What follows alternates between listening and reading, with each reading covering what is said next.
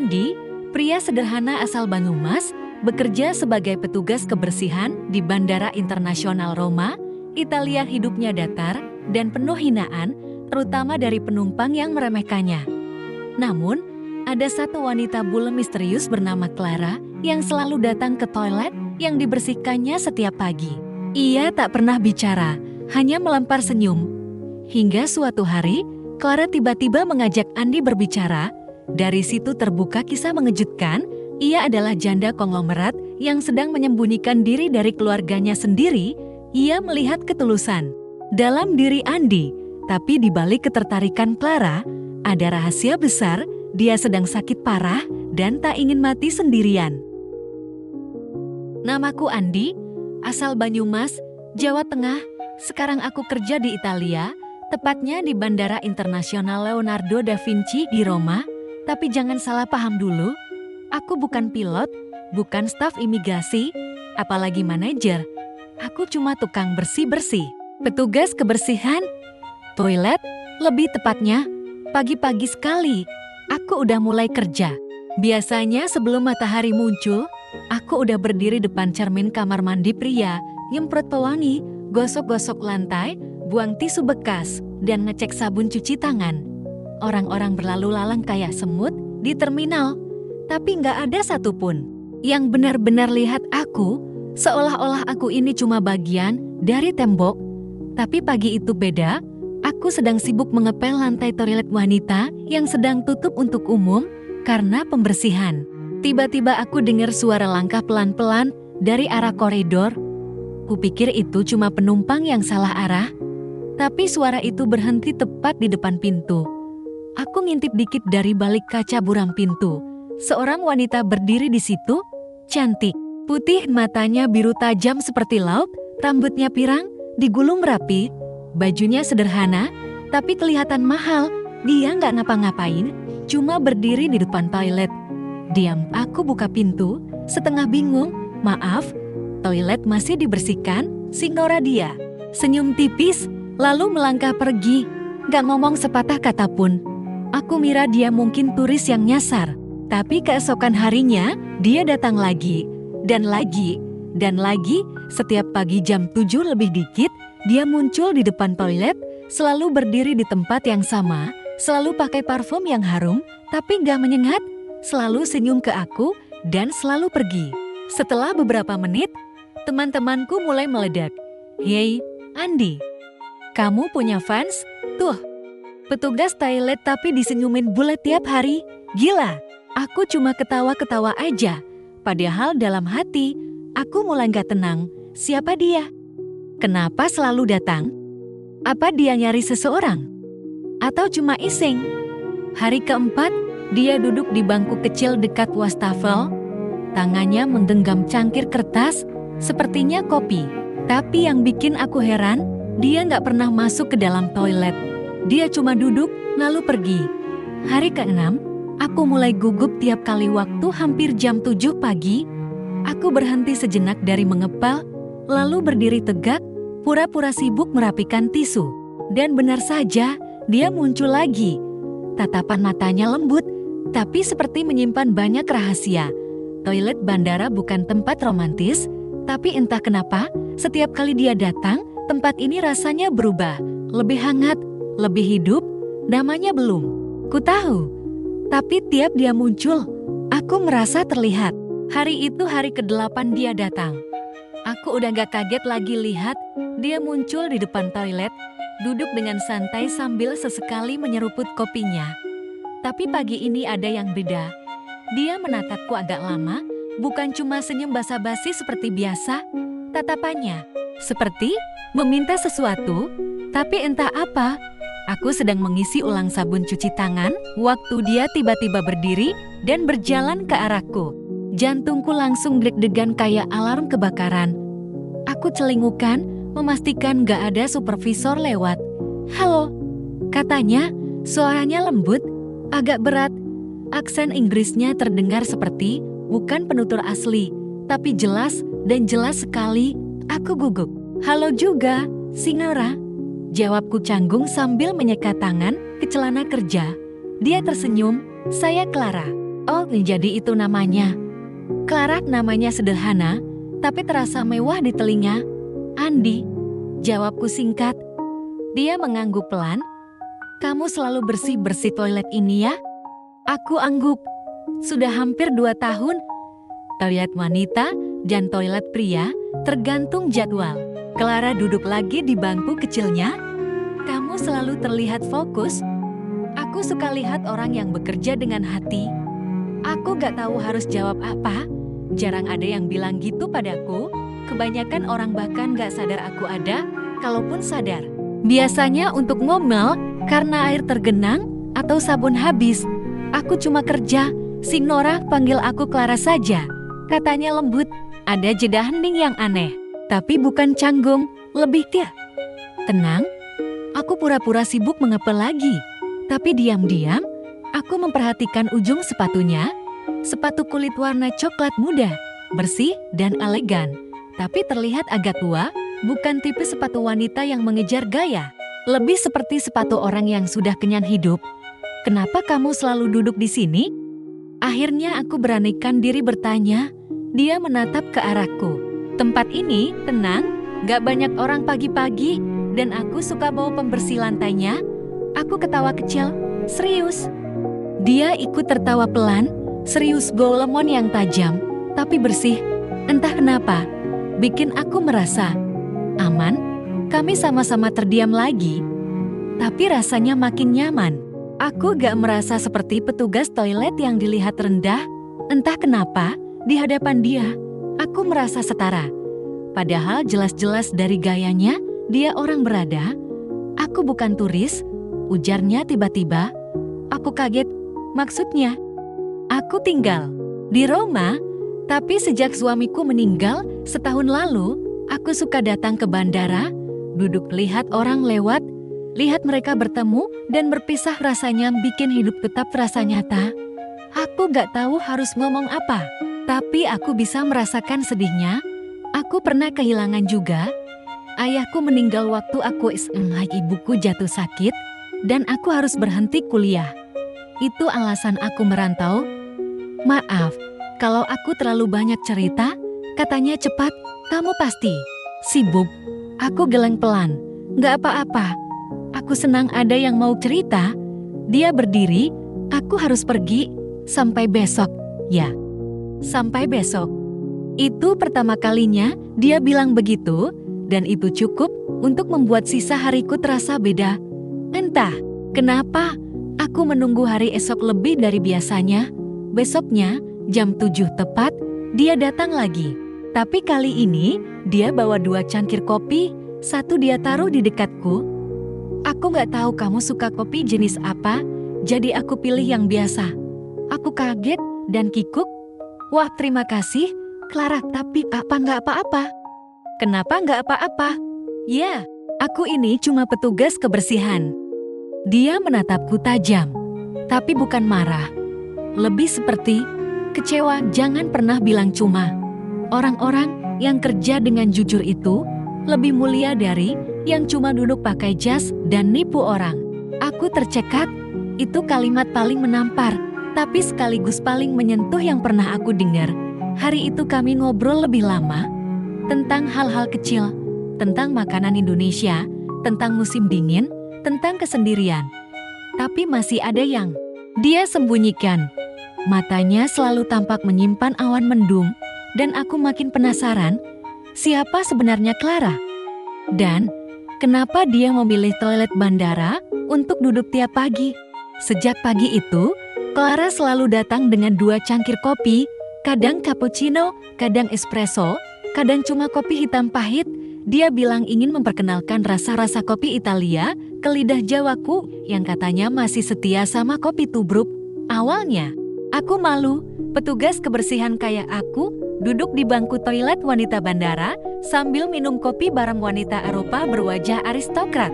Kalau supervisor lewat, bisa-bisa aku disangka lagi godain penumpang, tapi rasa malu itu lama-lama pudar.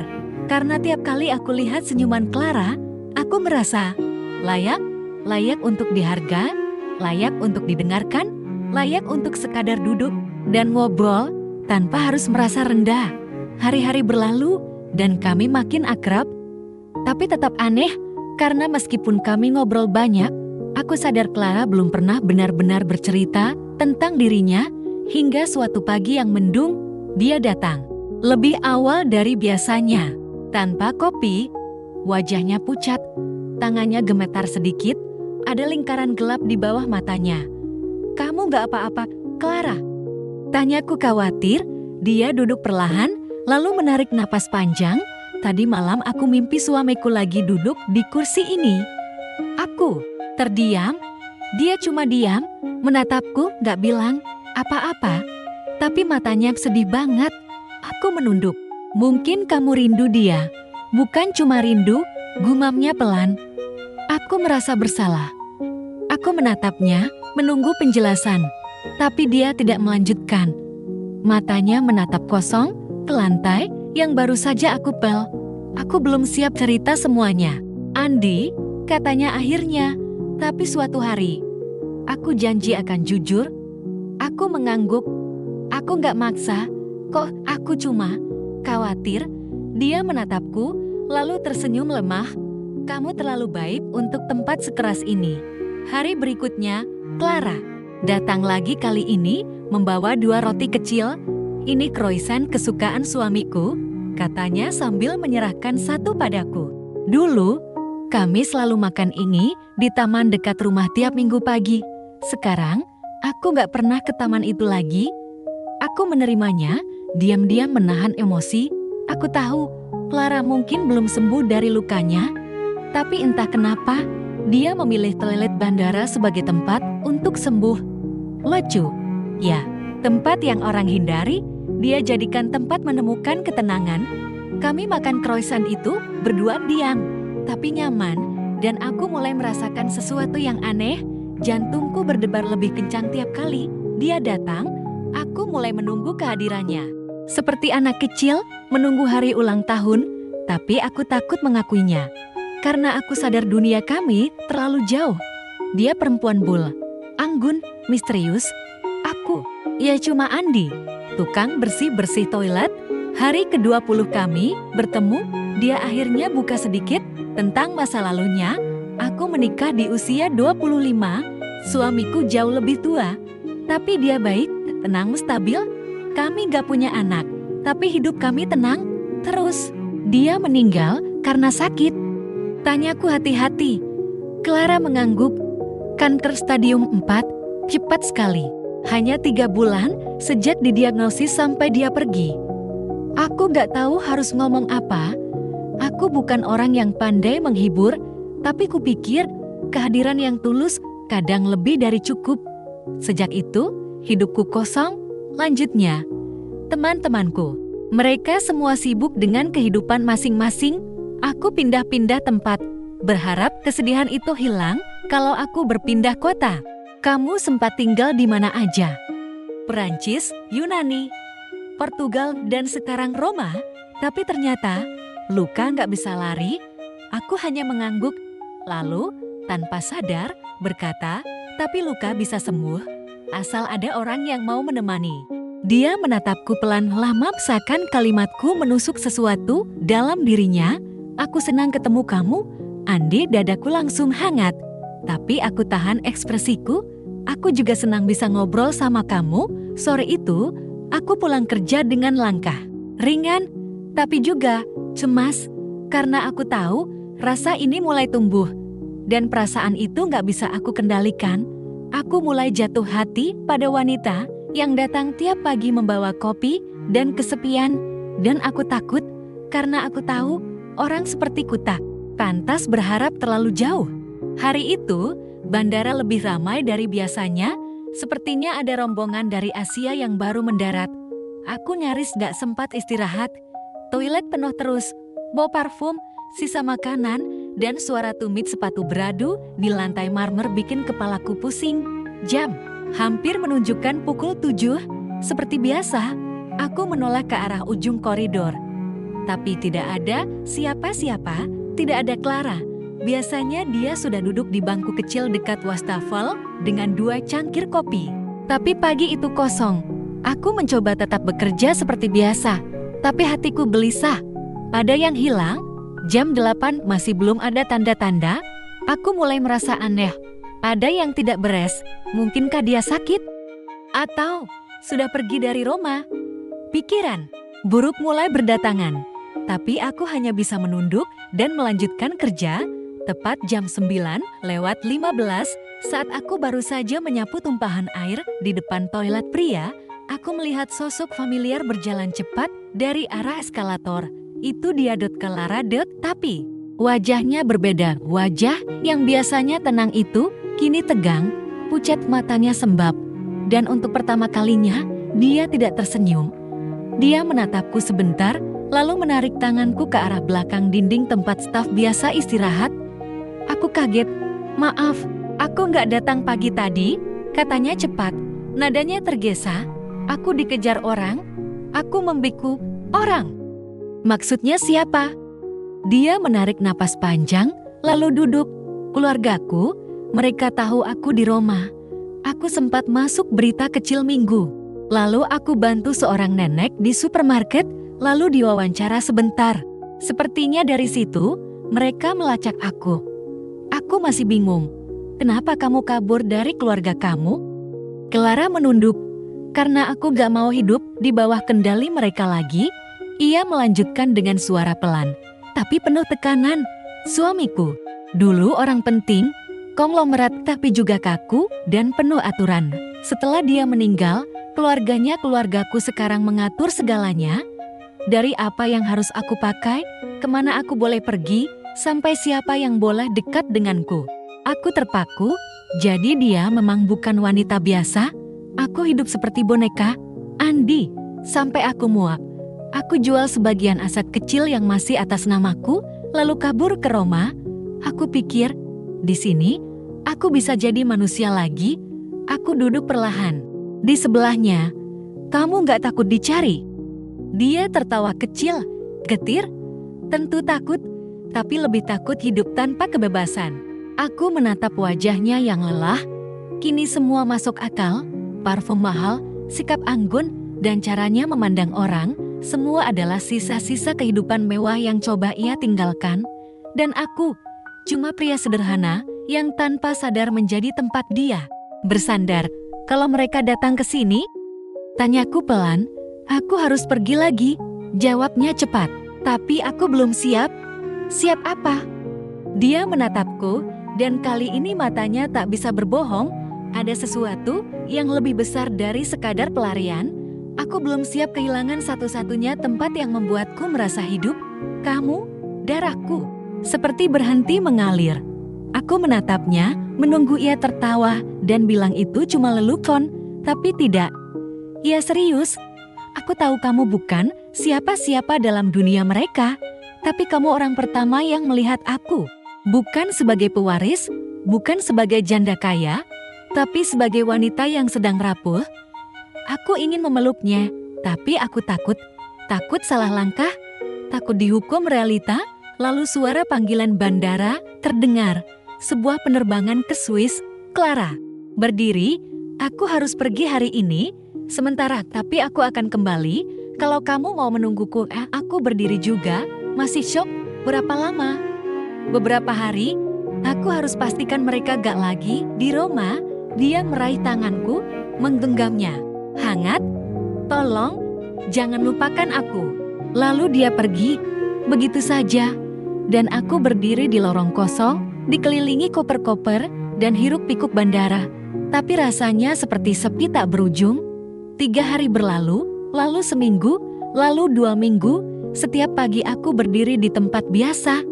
Tapi, bangku kecil itu tetap kosong, tak ada cangkir kopi, tak ada senyum. Teman-temanku mulai berhenti bertanya. Mereka pikir mungkin wanita itu cuma iseng, tapi aku tahu. Dia bukan, aku mulai ragu. Apa aku sudah ditinggal? Apa dia lupa janjinya? Lalu, tepat di hari ke-17, saat aku hampir menyerah, sebuah suara memanggilku dari belakang.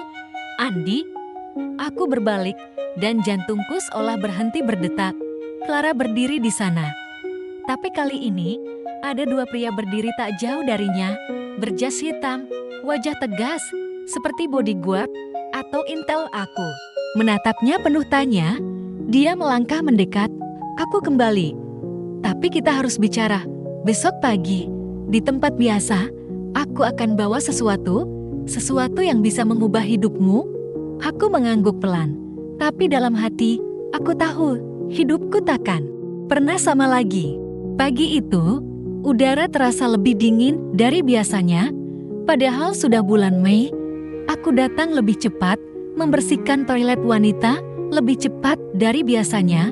Bangku kecil di pojok koridor sudah kubersihkan dan kuberi alas kertas bersih, seolah-olah aku sedang menyiapkan tempat istimewa untuk tamu penting.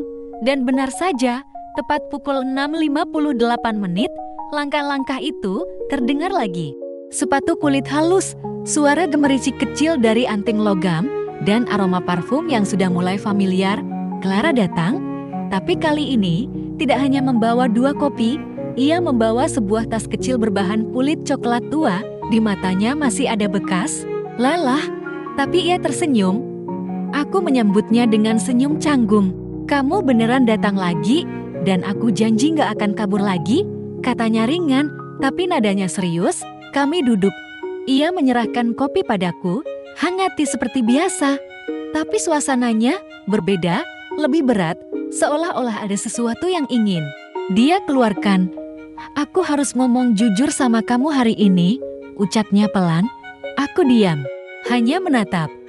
Clara membuka tas kecilnya, mengeluarkan 1 amplop besar berwarna putih, lalu 1 buku catatan kulit tua. Aku menderita kanker otak stadium 3, katanya tiba-tiba, dunia runtuh. Begitu saja, kata-kata itu menggema di kepala, memukul lebih keras dari semua kenyataan yang pernah kuterima.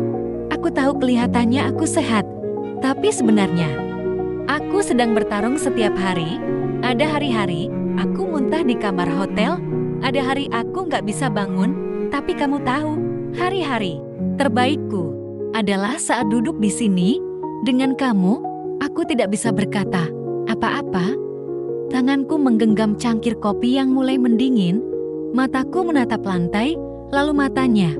Aku nggak bilang ini untuk minta dikasihani, Andi, tapi aku ingin kamu tahu semuanya. Sebelum aku melakukan hal gila ini, dia berdiri. Lalu, berlutut, mataku membesar. Gila? Tanyaku pelan, nyaris berbisik. Dia membuka kotak kecil dari dalam tasnya. Di dalamnya, bukan cincin emas berlian seperti di film, tapi sebuah kunci. Kecil, tua, seperti kunci laci atau kotak penyimpanan. Aku ingin menikah denganmu, dadaku. Seperti ditampar kenyataan dan mimpi dalam waktu bersamaan. Aku tahu kamu pasti berpikir ini sinting. Tapi aku gak butuh cinta sempurna. Aku cuma ingin seseorang yang melihatku sebagai manusia, bukan pewaris, bukan janda, bukan pasien kanker. Aku cuma petugas kebersihan, Clara, gumamku, dan itu alasan aku memilihmu, jawabnya. Cepat, karena kamu tahu caranya melihat hati orang, bukan statusnya. Aku menunduk, air mataku hampir jatuh. Ini terlalu cepat, terlalu aneh, terlalu besar. Tapi aku juga sadar, perasaanku ke Clara sudah tak bisa kutahan. Aku menunggunya tiap pagi, merindukannya tiap malam. Aku belajar arti harapan lagi, karena dia, kalau kamu mau, kita bisa hidup sederhana. Aku punya apartemen kecil di Naples, kita bisa tinggal di sana. Aku gak tahu berapa lama aku bisa hidup, tapi selama itu, aku ingin hidup sebagai aku yang sesungguhnya dan bersamamu. Aku terdiam lama, sampai akhirnya aku berbisik, apa keluargamu tahu ini? Dia menggeleng, mereka gak akan pernah setuju, dan aku gak peduli. Aku menatap kunci kecil itu, simbol kebebasan, atau justru jerat emosi yang tak kukenal. Kepalaku penuh suara. Tapi hatiku, tenang, kalau kamu yakin, kataku perlahan, aku juga siap. Matanya membesar, lalu air mata jatuh satu persatu. Tapi senyumnya, paling tulus yang pernah kulihat. Dia berdiri, meraih tanganku, menggenggam erat. Aku janji, kamu gak akan menyesal. Hari itu, kami tidak bekerja lagi, aku izin pulang. Lebih awal, alasan keluarga di Indonesia sakit bohong kecil yang bahkan manajer pun bisa mengerti dari wajahku yang pias. Kami pergi ke sebuah kantor notaris kecil, tempat yang sudah ia siapkan diam-diam. Hanya butuh tanda tangan, sedikit dokumen, dan 2 saksi lokal, dan dalam waktu kurang dari sejam, aku resmi menjadi suami dari wanita yang tiap pagi duduk di dekat toilet bandara. Malam harinya, kami makan malam di kamar hotelnya, tidak ada lilin, tidak ada musik romantis. Hanya 2 piring nasi goreng instan yang kubuat sendiri di rice cooker kecil milikku. Tapi di tengah kesederhanaan itu, kami tertawa. Aku cerita tentang hidupku di Banyumas, tentang mimpi masa kecil jadi guru, tentang cita-cita kecil yang hilang karena nasib. Dia cerita tentang masa lalunya, tentang pesta-pesta membosankan, tentang suaminya yang baik tapi dingin, tentang rumah besar yang sunyi, dan malam itu, aku sadar, aku tidak sedang bermimpi, aku benar-benar hidup bersama seorang wanita yang melihatku bukan sebagai petugas toilet, tapi sebagai seseorang yang layak dicintai. 3 hari setelah pernikahan kami, hidup terasa seperti mimpi yang terlalu indah untuk dipercaya. Clara tampak lebih tenang, ia tidak lagi melihat ke belakang setiap kali melangkah. Ia mulai tersenyum lebih banyak, bahkan mulai belajar masak nasi goreng dan mie instan ala Indonesia dengan hasil yang, ya, setidaknya bisa dimakan. Kami tinggal di apartemen kecil milik Clara di pinggiran Naples, jauh dari keramaian, dari kamera, dari orang-orang berjas hitam yang biasa mengiringinya. Dulu, di sana, aku mengenalnya bukan sebagai pewaris kaya, tapi sebagai wanita biasa yang mencoba bertahan hidup dengan penyakit yang pelan-pelan menggerogoti tubuhnya. Tapi seperti semua mimpi, kebahagiaan itu ternyata punya batas. Pagi itu, saat aku sedang mengecek email di warnet dekat apartemen, aku melihat nama lengkap Clara terpampang di salah satu berita internasional. Pewaris keluarga von Tressler hilang selama 3 bulan, diduga diculik. Hadiah 100.000 euro bagi siapapun yang menemukannya. Tubuhku langsung kaku, tenggorokanku kering. Wajah Clara terpampang jelas, gambar lawas cantik, berkelas, anggun bukan seperti Clara yang kini mengenakan sweater kumal dan celana training favoritku. Tapi berita itu jelas membuka pintu neraka. Tanpa pikir panjang, aku pulang dan menunjukkan berita itu ke Clara. Dia menatap layar ponselku, lalu menutup mata. Lamam, wajahnya menegang. Aku tahu ini akan terjadi, bisiknya pelan. Mereka pasti menyangka aku diculik supaya bisa menjeratmu secara hukum. Kalau mereka tahu kita sudah menikah, mereka akan menganggap kamu pemburu harta. Mereka akan berusaha mencabut semua legalitas dan menghancurkan kamu. Aku terdiam. Apa yang harus kita lakukan? Tanyaku pelan. Dia menggenggam tanganku. Satu-satunya jalan adalah kita tetap sembunyi, setidaknya sampai aku menyelesaikan surat wasiat dan dokumen penting yang sekarang sedang aku urus lewat pengacara lama suamiku. Dia satu-satunya yang bisa aku percaya. Tapi semuanya jadi kacau hanya 2 hari kemudian. Saat kami baru saja kembali dari pasar, mobil hitam berhenti. Tepat di depan apartemen, 2 pria berpakaian rapi turun dengan cepat. Di belakang mereka, seorang wanita tua berambut pirang dengan tongkat berdiri dengan wajah dingin dan angkuh.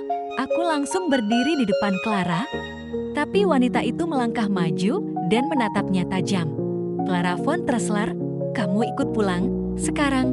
Clara menegang ibu. Jadi itu ibunya? Kamu mempermalukan keluarga. Menikah dengan pembantu di negara asing tanpa izin? Apa kamu sudah gila? Dia bukan pembantu, dia suamiku. Wanita itu menatapku seperti sedang melihat debu di lantai. Aku akan cabut semua aksesmu ke aset keluarga. Aku akan pastikan pernikahanmu tidak sah. Dan kamu akan dihukum. Lelaki Indonesia, salah satu pria mendekatiku. Kami akan membawa Anda ke kantor imigrasi untuk pemeriksaan. Aku spontan menarik tangan Clara. Jangan ganggu dia. Tapi sebelum keadaan makin panas, seorang pria tua dengan koper muncul dari ujung lorong. Ia mengenakan jas abu-abu dan membawa map cukup. Suaranya keras, semua orang terdiam. Pria itu mendekat ke arahku dan menyerahkan satu bundel dokumen.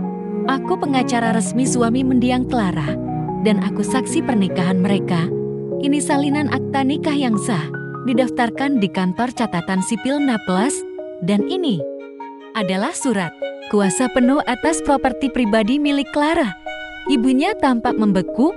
Jika Anda mencoba mencabut hak asasi putri Anda tanpa prosedur hukum yang benar, saya bisa bawa kasus ini ke media dan ke pengadilan Eropa. Ibunya menatap Clara sekali lagi, tapi kali ini ada rasa takut. Kamu bukan anakku lagi, gumamnya lirih, lalu berjalan pergi bersama kedua pria itu. Aku terduduk, nafasku tercekat, tapi Clara menunduk, meletakkan kepalanya di bahuku. Aku nggak akan biarkan mereka ambil kamu dariku. Sejak hari itu, kami tak keluar rumah selama seminggu. Kami tak tahu apakah akan ada ancaman lanjutan atau usaha untuk mencemarkan nama kami. Tapi satu hal yang pasti, kami sudah terlalu jauh untuk mundur, dan aku sadar hidup bersamanya bukan tentang kenyamanan, tapi tentang keberanian untuk tetap bertahan. Setelah kejadian itu, kami pindah ke tempat baru. Clara menyewa sebuah rumah kecil di pegunungan selatan Napoli. Udara di sana bersih, jauh dari kebisingan kota, jaringan internet lambat, sinyal handphone sering hilang, tapi kami merasa aman. Untuk pertama kalinya, kami bisa bernapas tanpa bayang-bayang masa lalu yang terus mengintai. Namun tubuh Clara mulai menunjukkan sesuatu yang tak bisa lagi disembunyikan. Ia semakin sering batuk, kadang sampai berdarah, matanya tampak lebih sayu. Dan yang paling membuatku hancur, ia sering lupa hal-hal kecil, letak kunci, nama jalan, bahkan rasa kopi kesukaannya. Suatu pagi, aku bangun lebih awal untuk menyiapkan sarapan. Tapi saat masuk ke dapur, aku melihat Clara duduk diam di lantai, menggenggam cangkir kosong, menatap jendela. "Kamu kenapa duduk di situ?" tanyaku. Dia menoleh, lambat. Aku lupa tadi sedang ngapain. Aku duduk di sampingnya, menahan air mata. Aku tahu, waktunya tak lama lagi. 2 hari kemudian, kami pergi ke rumah sakit spesialis di Naples. Dokter menyambut kami dengan ekspresi serius, lalu mengajak kami masuk ke ruang konsultasi. Tumor di otaknya tumbuh lebih cepat dari prediksi, kata dokter dengan suara tenang. Kami bisa mencoba operasi, tapi kemungkinannya kecil dan risikonya sangat tinggi. Aku menatap Clara, ia tidak terlihat takut, justru pasrah. "Aku gak mau operasi," katanya lembut. "Aku ingin hidup sebisaku dengan waktu yang tersisa bersama Andi." Dokter mengangguk. "Kalau begitu, kita mulai fokus pada perawatan paliatif, menjaga kualitas hidup sebaik mungkin." Kami keluar dari rumah sakit tanpa bicara. Angin musim panas berhembus pelan, seolah ingin ikut menenangkan luka yang tak bisa diobati. Di dalam mobil, saat perjalanan pulang, Clara meraih tanganku. "Maafkan aku?" "Ya," katanya pelan. "Untuk apa?" "Untuk menyeretmu ke dalam hidupku yang rumit, untuk membuatmu mencintaiku, padahal aku akan pergi sebentar lagi." Air mata turun dari pipiku, tapi aku tidak menjawab. Aku hanya menggenggam tangannya erat, seolah berharap waktu bisa berhenti di sana. Beberapa minggu berlalu. Kami habiskan hari-hari dengan membaca buku, menonton film, menulis surat untuk diri kami di masa depan, meskipun masa depan itu mungkin tak akan pernah datang. Clara mulai menulis banyak hal tentang kehidupannya, tentang kenangannya bersama mendiang suaminya, tentang ketakutan dan kesepiannya, dan tentang aku. "Aku ingin kamu tahu semuanya," katanya suatu malam sambil menyerahkan sebuah buku harian yang ia tulis sejak pertama kali bertemu denganku. Saat kubuka halaman pertama, aku membaca. Hari ke-1, aku melihat pria Indonesia di toilet bandara.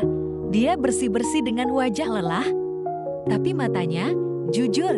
Setiap halaman setelah itu penuh dengan cerita tentang kami dari sudut pandangnya, tentang bagaimana dia mulai menantikan pagi, tentang bagaimana dia menyembunyikan senyum saat melihatku bersihkan cermin, tentang bagaimana ia mulai jatuh cinta pada seseorang yang bahkan tak berani memandangnya terlalu lama, dan di halaman terakhir tertulis, aku tidak tahu berapa lama aku bisa bertahan, tapi aku tahu, aku ingin sisa hidupku ada di sisinya.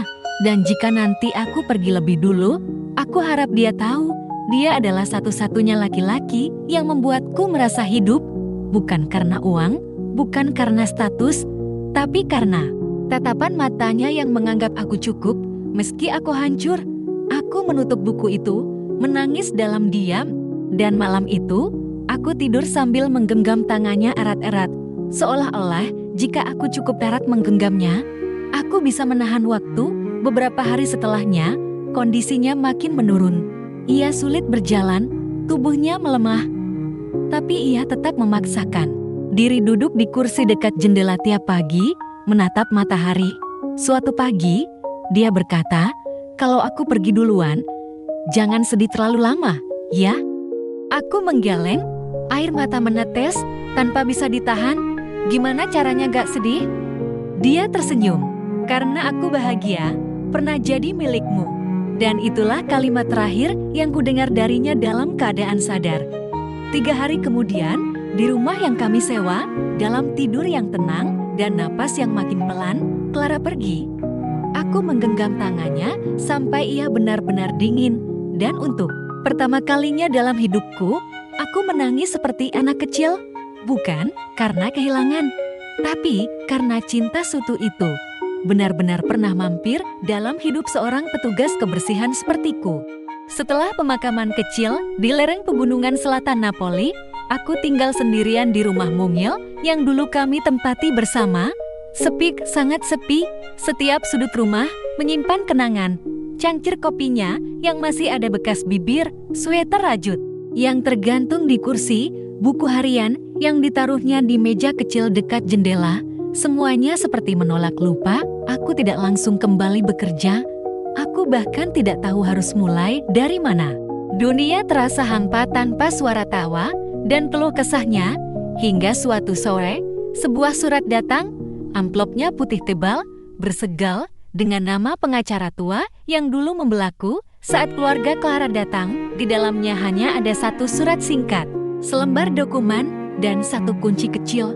Surat itu ditulis tangan dengan tinta biru yang kukenal. Untuk suamiku, "Andi, jika surat ini sampai padamu, artinya aku sudah pergi. Tapi jangan menangis, karena kamu harus tahu, aku pergi dalam keadaan bahagia. Kamu adalah rumah terindah yang pernah aku temui, di tempat yang paling tak terduga di depan toilet bandara. Dunia mungkin mengira aku gila, tapi hatiku tahu, aku waras saat memilihmu. Kunci yang kamu pegang sekarang adalah kunci kotak penyimpanan bank. Di dalamnya, aku titipkan 2 hal, sebagian kecil dari hartaku, dan dokumen legal yang menyatakan kamu adalah satu-satunya pewaris dari properti pribadiku yang bukan bagian dari keluarga besar von Tressler. Aku tahu kamu tidak pernah mengejar hartaku, tapi aku ingin kamu memiliki ini sebagai bentuk terima kasih, karena sudah membuatku merasa hidup kembali. Gunakan itu bukan untuk kaya, tapi untuk memberi hidup pada orang lain seperti kamu memberi hidup padaku. Jangan kembali jadi pembersih toilet, kecuali itu memang yang kamu suka. Dan terakhir, jika suatu hari kamu jatuh cinta lagi, jangan merasa bersalah. Kamu tak mengkhianatiku, karena hatimu terlalu besar untuk dikunci hanya pada satu cinta. Aku akan selalu ada di halaman-halaman buku harian kita. Dengan cinta, Clara. Tanganku gemetar. Aku buka dokumen legal yang disertakan. Isinya tak main-main, sebuah rekening dengan saldo yang membuat napasku tercekat, 2 apartemen kecil, dan 1 restoran kecil di sudut Roma yang dulu sering ia kunjungi bersama mendiang suaminya. Di bagian bawah dokumen, tertera jelas, pemilik sah selanjutnya Andi Prayoga, suami sah, warga negara Indonesia. Aku terduduk. Lama, Clara tidak hanya meninggalkan kenangan. Ia meninggalkan masa depan. 2 bulan setelahnya, aku kembali ke Roma, bukan sebagai petugas toilet, tapi sebagai pemilik restoran kecil bernama Vita Vera yang berarti hidup yang sebenarnya. Di dalam restoran itu, aku menggantung satu foto besar, potret Clara yang sedang tersenyum, memegang 2 cangkir kopi. Di bawahnya tertulis, untuk wanita yang mengajarkanku bahwa cinta bisa datang di tempat paling tak terduga dan hidup bisa dimulai bahkan ketika waktu hampir habis. Restoran itu bukan restoran mewah, tapi setiap pelanggan yang datang akan mendengar ceritaku tentang Clara, tentang pagi-pagi di bandara, tentang cinta sederhana yang mengubah segalanya, dan mereka akan pulang dengan air mata di mata dan senyum di hati. Kini, tiap pagi aku duduk sendiri di bangku kecil depan dapur, menyeduh 2 cangkir kopi. Satu untukku, satu untuk dia yang pernah mengajarkanku bahwa cinta sejati tak butuh logika, cukup kejujuran dan keberanian. Karena kadang, cinta paling murni datang dari seorang janda yang tersenyum di toilet bandara. Dan aku hanya pria sederhana yang cukup beruntung untuk berkata, aku pernah dicintai dengan cara paling indah. Tamat.